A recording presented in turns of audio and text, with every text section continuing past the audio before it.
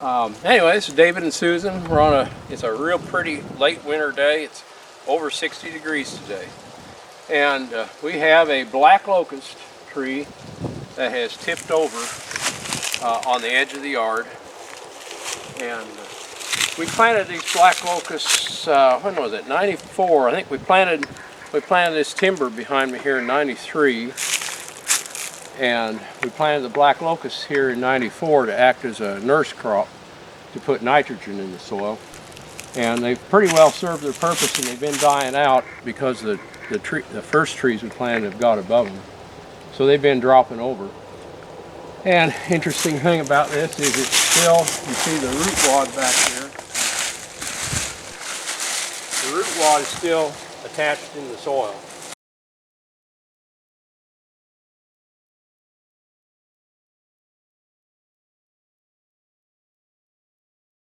So the stem won't want to roll. It'll should fall gently. And over here,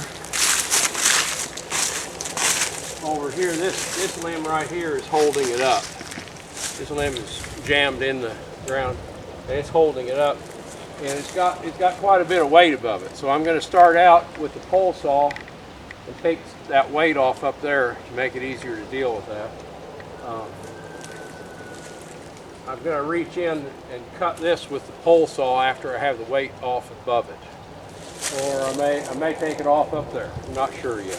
If, the trick is here, that limb going down is under compression all over, so it would be easy to get your saw stuck in there and have a problem.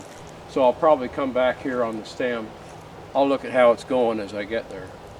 And once I have that removed, this thing should fall on down to the ground, and then we'll use the regular chainsaw to cut it up. And before we cut it, this is a black walnut tree we cut last year, and look at the sprouts that have come up. And I'm going to knock those sprouts down and kick them out of the way here before we start on the black locust. So I'm going to do that first, then grab the pole saw and start working on the locust tree.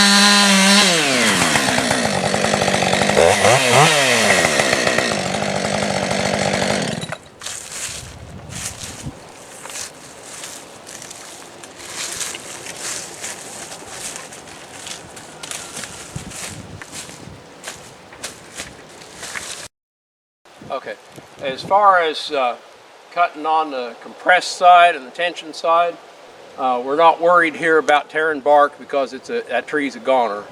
And if I can just cut through from the compressed side or tension side, either one, without getting hung up, I'm going to cut the easiest way I can. So I'm going to start on those limbs up there and get those down.